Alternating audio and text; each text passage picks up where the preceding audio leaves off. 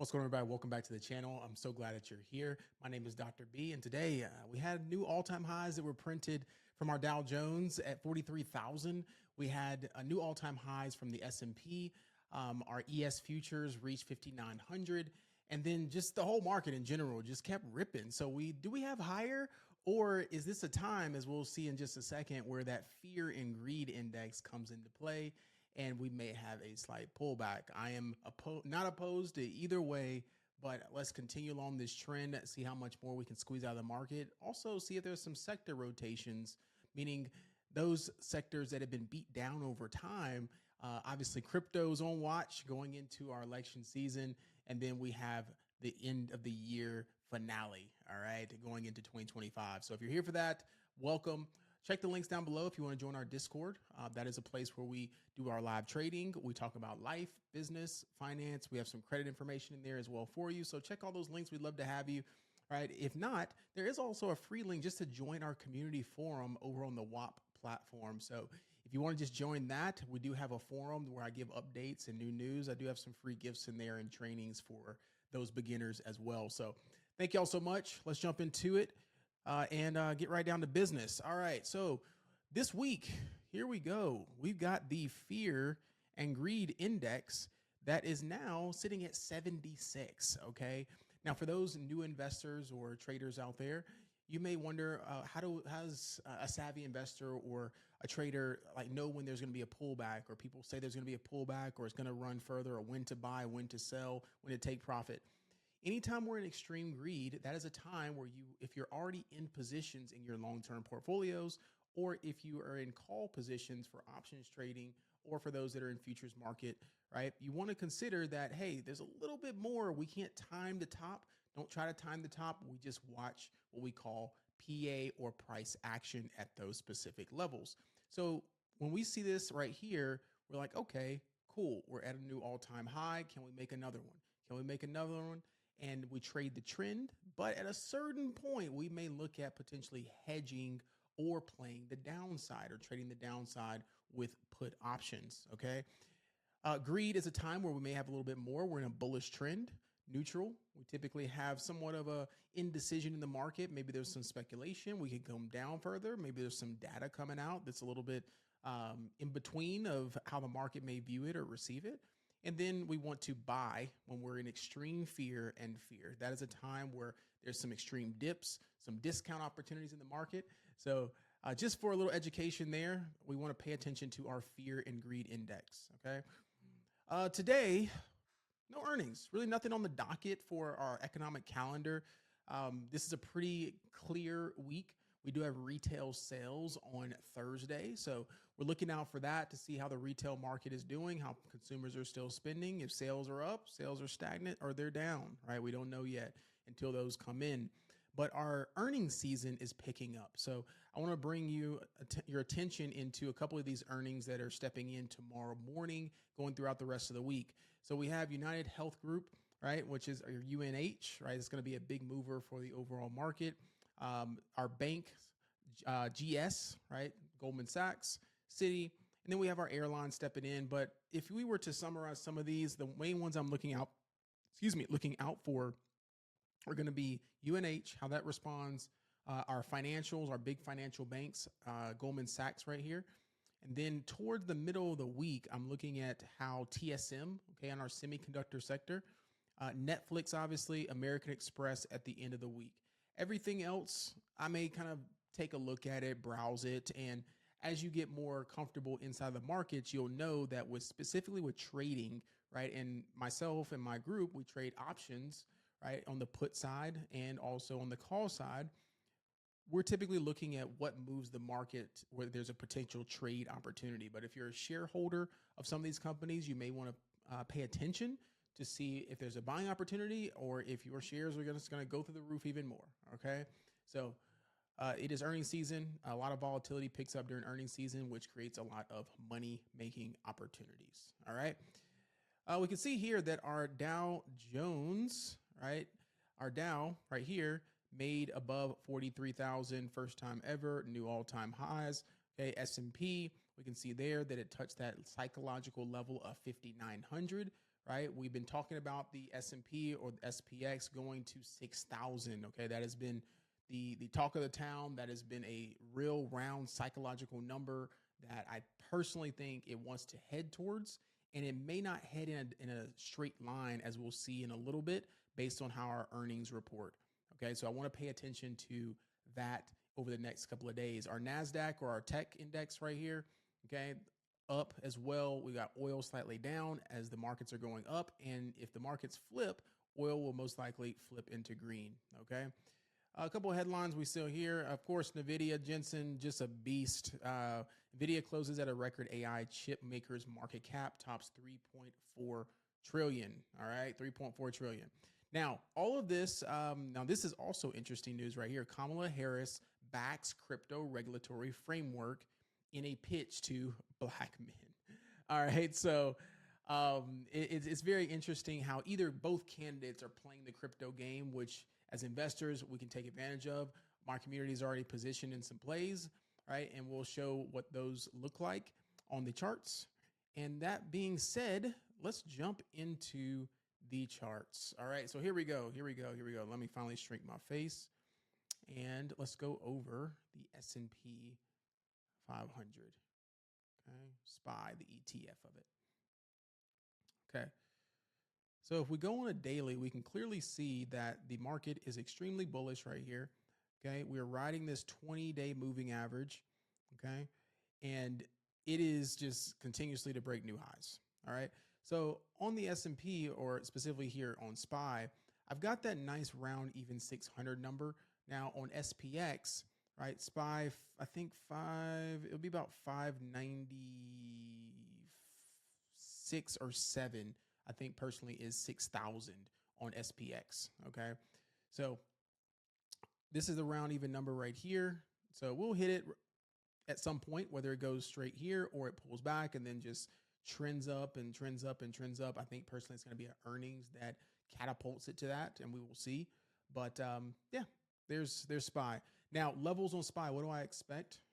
Okay, I want this video to be short, sweet, to the point, give you some levels, give you some names I'm watching, and get you up out of here. All right. So personally, it's making higher highs and higher lows, okay, on this trend line right here for SPY. Okay, now if I draw it on that trend line there, we're kind of coming up into a little bit of an ascending triangle. Not much. It looks like it's just grinding up. But if I have a nice ascending triangle that's coming right there, a nice little continuation, right, channel, then if it pulls back into this channel, the bottom of the channel would really be that retest of 580, 581. All right, we were looking for it slightly today, but I think just because of the earnings that were coming out, it was more sideways, more speculative, and the market just wanted to grind up to that 585, right? But if we can get a pullback into that 580, that will be right in this channel, and then we can continue back up to retest the high and potentially take it up to 590, all right? Now, if we break below this level here on 580, right, then we've got 577 en route, okay? So I've got 577 en route for a retest of that level right there. Okay. Next level after that is 575, that round psychological level of 575, right? Roughly around 574 retest. So it can stop at 580, break through 580, may want like $3 more, cool off a little bit, start basing above here, and then rip back to the upside. Okay. So this is what I was talking about for those that are unaware of the fear and greed index and how it correlates with the market. And this could be disrupted, right?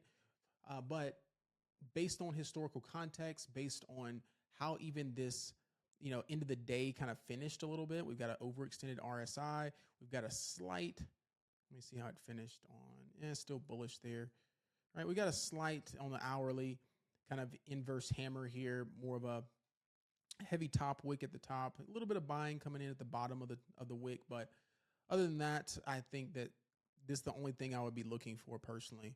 Anytime I see a pop and a grind like this, okay, pop, grind, we typically have just the equal move back down to retest, okay? Typically that is the response, okay? So that's why I'm looking at that 580 level or 577 level for a retest like this.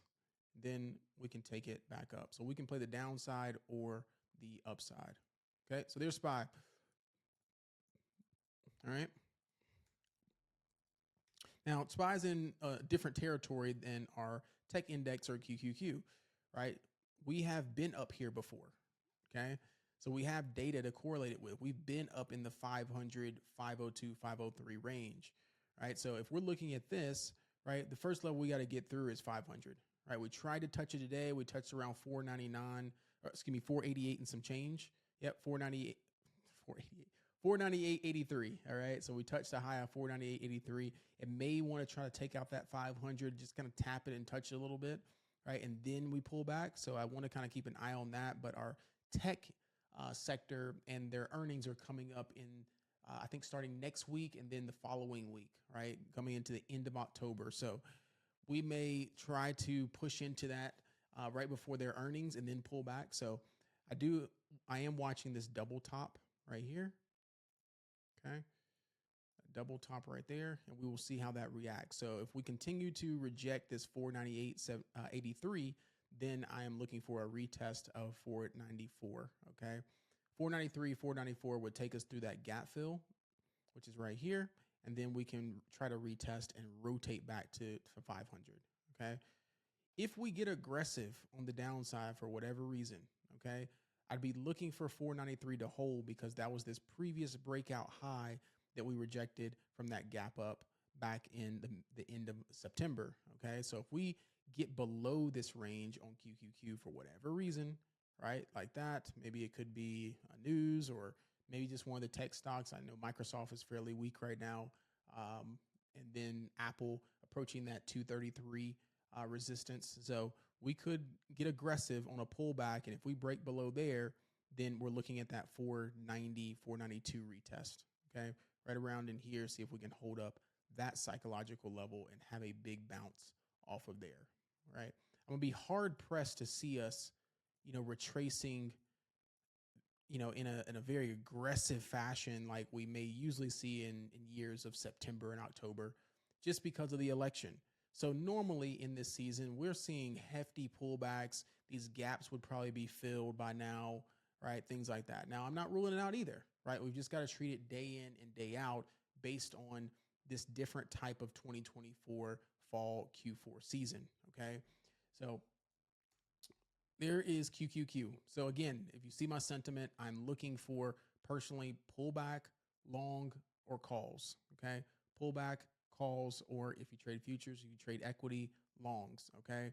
So if you want to trade the downside, great. If it gives a solid risk to reward, if it's still sitting up here, we can enter puts, write it down. If it gets too aggressive in that gap fill, I'm going to wait it out and see how it reacts here and then take calls back up, all right? So we'll just have to see and wait till tomorrow. Today was a nice read. We didn't get too much away from where we want to be, meaning it pushed up a little bit further, giving us some solid risk to reward opportunities. Congrats to those who wanted to take this gap and go. That's up to you. I'm not really a gap and go type of person. I'm more of a pullback into the gap and then take it up further to the next resistance level. All right. I'm going to wrap it up here with a couple of names just to kind of throw out. First, crypto. Okay. So we are in our community heavy in some crypto miners. Okay. We got Clean Spark here, Connell. We've got Mara, Riot. We've got our community members, some of them in MicroStrategy. We got Bitcoin above 65,000. So just wanted to point that out that crypto typically has about a 6-month bull run after the Bitcoin halving. So we're right at that mark. Typically, the election spurs that into a bullish season. And then crypto typically pops during November into the final half of the year. And then if we have a bullish run into the new year, then it will continue. All right. So make sure you're prepared. If you got questions on that, join the Discord. All right. Let's see. Nike, new CEO started today on October 14th. So we'll see how Nike recovers. If it does, just with a little bit of the settling in of the new CEO, still hasn't performed. But hey, we got new vision. He's been there for a while. If you've never seen his resume, he's been there since an intern since like 88 or something. So, hey, that could spur a little bit of spark in Nike, a new vision for it to uplift what it's got going on. All right.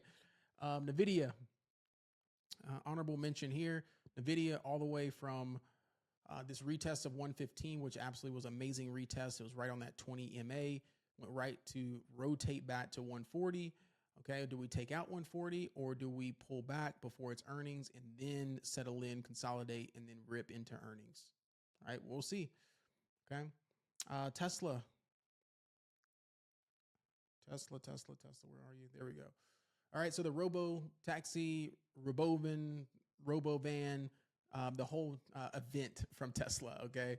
Whole event from Tesla. It was very interesting to see because Tesla has, man, there are some Tesla bulls out there that are like, is this a buying opportunity? We're coming low.